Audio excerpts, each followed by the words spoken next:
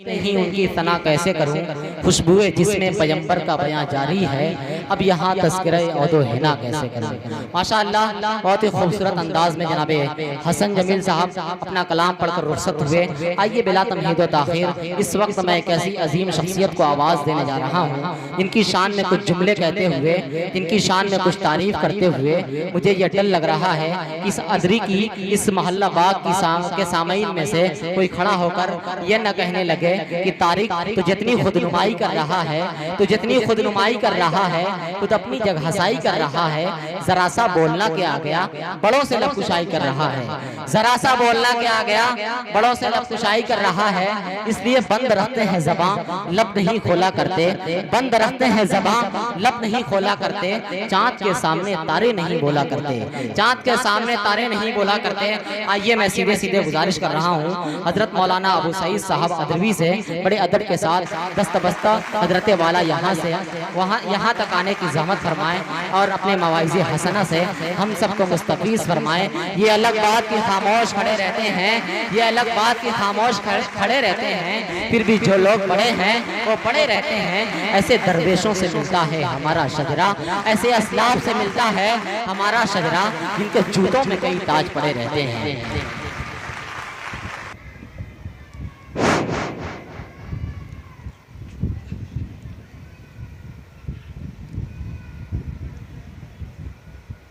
अल्हम्दुलिल्लाहि रब्बिल आलमीन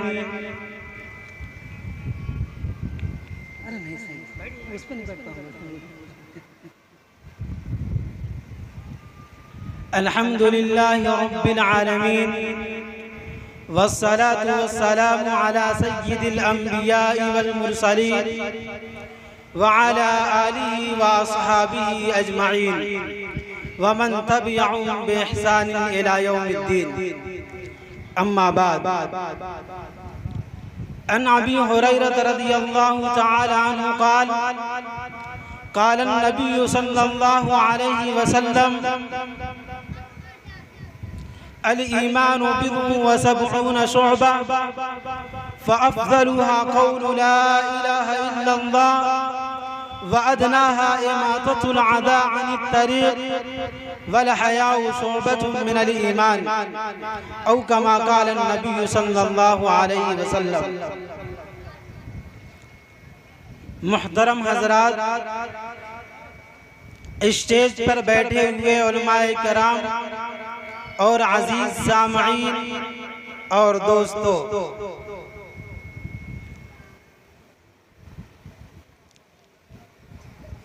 अभी मैंने हजरत अबू हुरैरा रज़ियल्लाहु तआला अन्हु की एक रिवायत आप हजरात के सामने पढ़ी है। इसी रिवायत के ज़िम्ने में चंद बातें आप हजरात के सामने पेश करने की कोशिश करूंगा। दुआ है अल्लाह रब्बुल इज्जति वल जलाल से कि मुझे सही और हक बात कहने की तौफीक बख्शे और मुझे और आपको उन बातों पर अमल की तौफीक अता फरमाए।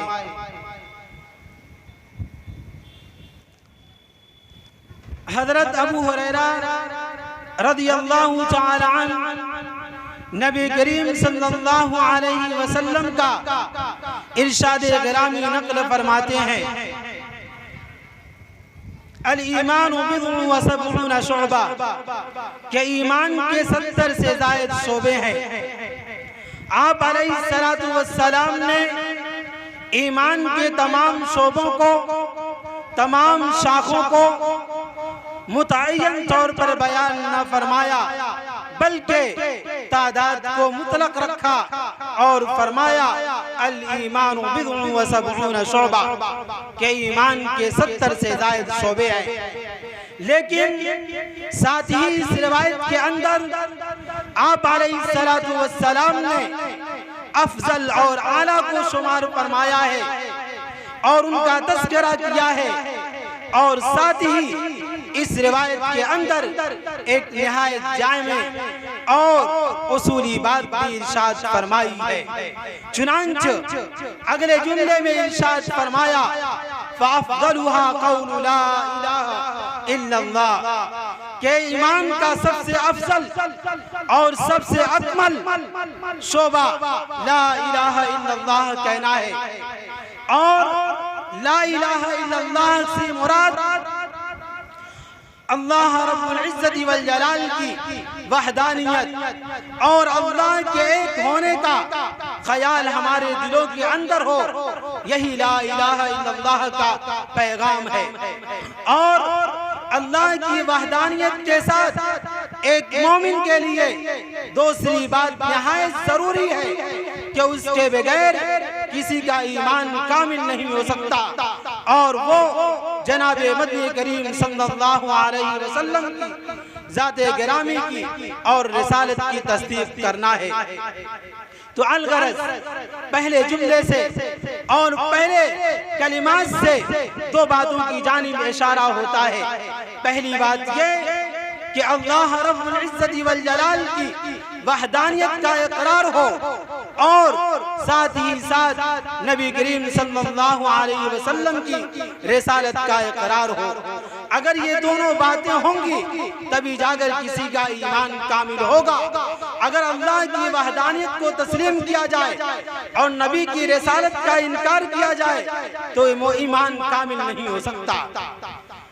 इसकी मिसाल कुरान के अंदर जा बजा मिल सकती है कि अल्लाह रब्बुल इज्जति वल जलाल ने कुरान के अंदर ईमान वालों को ईमान के साथ साथ आमाले सालिहा की दावत दी है, इसलिए कि ईमान और आमाले सालिहा के दरमियान चोली दामन का साथ है।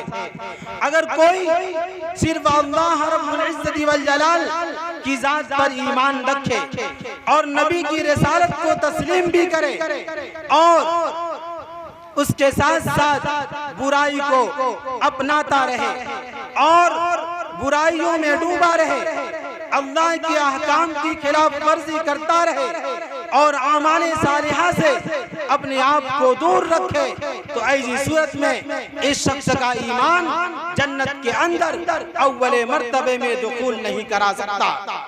अगर किसी को ईमान, अगर किसी को जन्नत के अंदर दुखूल अव्वली हासिल होगा तो ईमान के साथ साथ आमाले सालिहा का पाया जाना भी जरूरी है।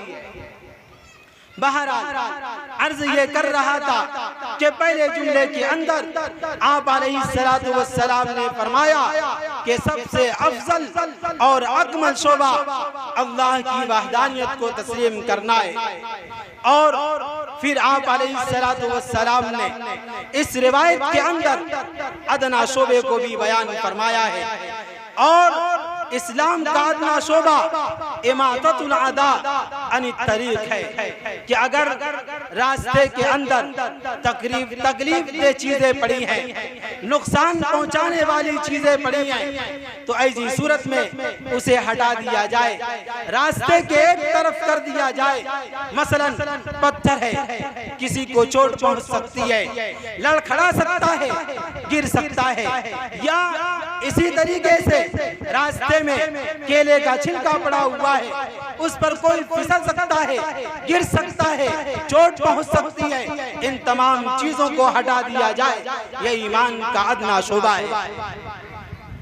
लेकिन यहाँ पर ये बात समझनी जरूरी है कि सिर्फ रास्ते से तकलीफ दे चीजों का हटा देना ही ईमान का अदना दर्जा और शोबा नहीं है, बल्कि इसके साथ साथ मुआशरे के अंदर हमें और आपको गौर करना है कि हम और आप एक दूसरे को कितनी तकलीफ पहुंचाते हैं, एक दूसरे को कितना सताते हैं, एक दूसरे के पीछे कितना पड़ते हैं। इन तमाम चीजों पर तवज्जो डालने की जरूरत है। चुनांच एक रिवायत के अंदर आप अलैहिस्सलातु वस्सलाम ने 3 मर्तबा कसम खाई और फरमाया वल्लाहि ला युमिन, वल्लाहि ला युमिन, वल्लाहि ला युमिन। क़ील या रसूल अल्लाह मन। आप अलैहिस्सलातु वस्सलाम ने 3 मर्तबा कसम खाई और अपनी बात को मुअक्कद फरमाया और फरमाया कि वो आदमी मोमिन ही नहीं है। सहाबा किराम मालूम करने लगे, अर्ज करने लगे, मन या रसूल अल्लाह, कौन मोमिन नहीं है?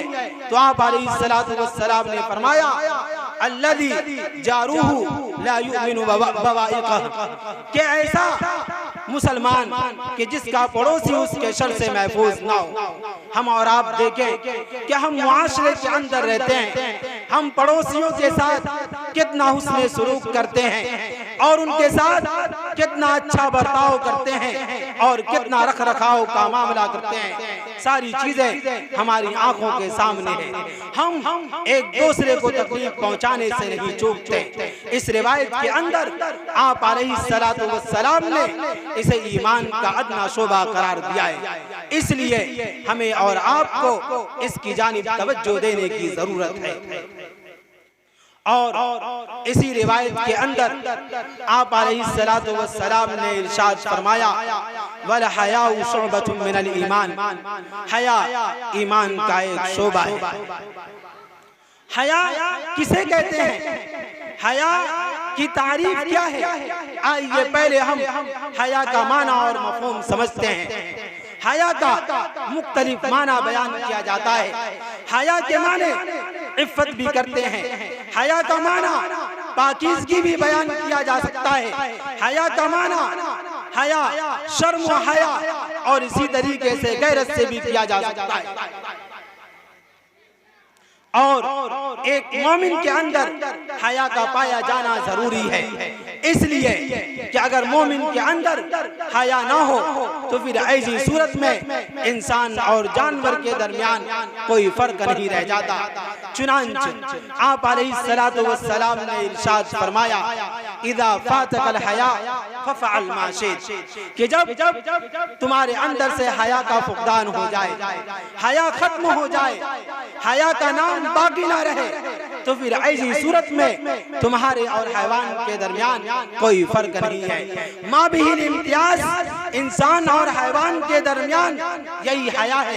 इसलिए कि अगर इंसान के अंदर हया पाया जाता है तो ऐसी सूरत में इंसान गुनाहों से बच जाता है, इंसान को हया गुनाहों से दूर रखता है। और जब हया का फुकदान हो जाता है तो फिर ऐसी सूरत में अच्छे और बुरे की तमीज खत्म हो जाती है और इंसान गुनाहों पर आमादा हो जाता है और गुनाहों पर इसरार करने लगता है। इसलिए हया को लाजिम पकड़ना निहायत जरूरी और लाजिम है। मैं एक दो वाक़या आप हज़रात के सामने पेश करता हूँ जिससे हया की अहमियत आपके सामने उजागर हो जाएगी। हज़रत अबू हुरैरा रज़ियल्लाहु तआला अन्हु की रिवायत है। चुनांचे आप फरमाते हैं बैनना इंद रसूलिल्लाहि सल्लल्लाहु अलैहि वसल्लम कि हम लोग सहाबाए किराम आप अलैहिस्सलातु वस्सलाम की मजलिस में तशरीफ रखते थे। आप अलैहिस्सलातु वस्सलाम ने अपना एक ख्वाब बयान फरमाया और फरमाया बैनना अना नाइमुन रायतुनी फिल जन्ना इज़ा इमरातुन ततवद्दउ इला जानिबि क़स, कि मैं सो रहा था और मैंने ख्वाब में जन्नत की सैर की और जन्नत में एक महल से मेरा गुजर हुआ, वहाँ एक औरत को मैंने वजू करते हुए देखा और ये औरत जन्नत के एक महल के अंदर थी। तो मैंने फरिश्तों से मालूम किया लिमन हाज़ल क़स, कि ये महल और ये इमारत और ये शानदार मकान किस सहाबी का है। मलाइका ने अर्ज़ किया ले उमर, ये मकान तो हज़रत उमर रज़ियल्लाहु तआला अन्हु का है। हज़रत नबी करीम सल्लल्लाहु अलैहि वसल्लम फरमाते हैं फ़ज़करतु गैरह, मुझे हज़रत उमर रज़ियल्लाहु तआला अन्हु का हया, उनकी पाकदामनी, उनकी गैरत और उनकी इफ़्फ़त याद आ गई। फ़वल्लैतु मुदबिरा, इसलिए मैं वहाँ से उल्टे कदम वापस हुआ। हज़रत उमर रज़ियल्लाहु तआला अन्हु का ये वाक़या सुनना था और नबी का ये ख्वाब बयान करना था कि हज़रत उमर रज़ियल्लाहु तआला अन्हु की आंखों से आंसू जारी हो गया। फबका उमर, हज़रत उमर रज़ियल्लाहु तआला अन्हु रोने लगे। उसके बाद फरमाया अलैका अगारू या रसूल अल्लाह, क्या अल्लाह के नबी आप पर भी शुबहात किए जा सकते हैं? आप पर भी तहमत लगाई जा सकती है। नाऊज़ बिल्लाह, हमारे दिलों में ऐसा ख्याल आ ही नहीं सकता। आपने मेरी औरत से इतना इज्तिनाब क्यों किया? आपको तो उस महल के अंदर जाना चाहिए था और आपको वहाँ का नजारा देखना चाहिए था। आप तो जबरदस्त शर्म हया करने वाले थे कि आप उस मकान के अंदर भी तशरीफ ना ले गए। मालूम ये होता है कि चाहे आला किस्म की जात हो, नबी की जात हो, अंबिया अलैहिस्सलातु वस्सलाम की जात हो, इन तमाम लोगों ने हया को साथ पकड़ा है, हया को मजबूती के साथ थामे रखा है। मगर हम हैं कि हम हया का दामन छोड़े हुए हैं और हया से कोसों दूर हैं, जिसकी वजह से मुआशरे के अंदर बेहयाइयाँ और बुराइयाँ पाई जाती हैं। और एक रिवायत आपके सामने जिक्र कर दूं, ये है कि एक मर्तबा नबी करीम सल्लल्लाहु अलैहि वसल्लम का मदीना मुनव्वरा किसी मकाम से आना हो रहा था। रास्ते में आपकी बड़ी साली हजरत अस्मा बिन्त अबी बकर रज़ियल्लाहु ताला अन्हा मिलती हैं और हजरत अस्मा बिन्त अबी बकर रज़ियल्लाहु ताला अन्हा के सर पर लकड़ियों का बोझ था या कोई और गट्ठर था। आप थकी मारी थी, आपके सर पर बोझ था, इसलिए नबी करीम सल्लल्लाहु अलैहि वसल्लम ने चाहा कि उन्हें अपनी सवारी पर सवार कर लूं और हजरत हफ्सा रज़ियल्लाहु ताला अन्हा से हजरत अस्मा बिन्त अबी बकर रज़ियल्लाहु ताला अन्हा से अर्ज किया। ये अर्ज कर रहा था कि आप अलैहिस्सलातु वस्सलाम का एक मकाम से मदीना मुनव्वरा आना हो रहा था और रास्ते में आपकी बड़ी साली हजरत अस्मा बिन्त अबी बकर रज़ियल्लाहु ताला अन्हा से मुलाकात हो जाती है। आपके सर पर बोझ होता है, लकड़ियां होती हैं या कोई और सामान होता है। आप अलैहिस्सलातु वस्सलाम का इरादा होता है कि हजरत अस्मा बिन्त अबी बकर रज़ियल्लाहु ताला अन्हा को अपनी सवारी पर सवार कर लिया जाए। चुनांचे आप हजरत अस्मा बिन्त अबी बकर रज़ियल्लाहु ताला अन्हा से मुखातब होते हैं और उनसे अर्ज करते हैं कि आइए सवार हो जाइए ताकि बआसानी सफर हो सके। मगर हजरत अस्मा बिन्त अबी बकर रज़ियल्लाहु ताला अन्हा ने बैठने से इनकार कर दिया। घर पहुंचकर अपने शौहर हजरत अब्दुल्लाह इब्न जुबैर रज़ियल्लाहु ताला अन्हु से ये वाक़या जिक्र करती हैं तो हजरत अब्दुल्लाह इब्न जुबैर रज़ियल्लाहु ताला अन्हु उनसे अर्ज करने लगते हैं कि ताज्जुब की बात है, नबी करीम सल्लल्लाहु अलैहि वसल्लम तुम्हें अपना रदीफ बनाना चाहते थे, तुम्हें अपने पीछे सवार करना चाहते थे और अपनी सवारी पर बिठाना चाहते थे, मगर तुमने इनकार कर दिया। ऐसा क्यों? सुनिए, हजरत अस्मा बिन्त अबी बकर रज़ियल्लाहु ताला अन्हा फरमाती हैं कि मुझे आपकी हया और गैरत याद आ गई कि अगर मैं आप अलैहिस्सलातु वस्सलाम की सवारी पर बैठूं और आप मुझे नबी करीम सल्लल्लाहु अलैहि वसल्लम के पीछे बैठा हुआ देखें तो आपके दिल पर क्या एहसास गुजरेगा, आप क्या सोचेंगे? यही सोचकर मैंने आप अलैहिस्सलातु वस्सलाम के पीछे बैठना गवारा न किया। सोचिए, हजरत अस्मा बिन्त अबी बकर रज़ियल्लाहु ताला अन्हा या आप अलैहिस्सलातु वस्सलाम की साली और आप अलैहिस्सलातु वस्सलाम की ज़ात अक़दस दो तरफ है। इसके बावजूद हजरत अस्मा बिन्त अबी बकर रज़ियल्लाहु ताला अन्हा ने बैठने से इनकार कर दिया। मालूम ये हुआ कि हया और गैरत को लाजिम पकड़ना और उसके दामन को मजबूती से थामे रखना हम और आपके लिए लाजिम और जरूरी है। अगर हया को हम मजबूती के साथ थामे रखेंगे तो ऐसी सूरत में मुआशरे के अंदर जो बुराइयां हैं, बेहयाइयां हैं और तरह तरह की नई नई खुराफात हैं, ये तमाम की तमाम चीजें खत्म हो जाएंगी। और अगर हम हया को छोड़ दिए और हया को पसे पुष्ट डाल दिए तो ऐसी सूरत में हमारे अंदर बुराइयां ही बुराइयां होंगी। आप देखें, नमाज का वक्त होता है, कितने लोग हैं जो मस्जिदों के सामने से गुजर जाते हैं मगर ये एहसास तक नहीं गुजरता कि हम गलत कर रहे हैं। ये हया इसी का नाम है कि इंसान जब बुराई का कदम उठाए तो इस बात पर मजबूर हो जाए और हया उसे रोक दे कि वो बुराई की जानिब अपना कदम ना बढ़ा सके। अगर हया ना होगी तो फिर ऐसी सूरत में बिला दरेक हम बुराई की जानिब कदम को बढ़ा सकेंगे। आप देखें मुआशरे के अंदर नौजवान बैठ जाते हैं, मोबाइल इस्तेमाल करते हैं और भी बहुत सारी चीजें हैं। ये तमाम चीजें हया के खत्म होने की वजह से है। कौन गुजर रहा है, कौन आने वाला है, कौन जाने वाला है, इसका किसी पर कुछ असर नहीं पड़ता।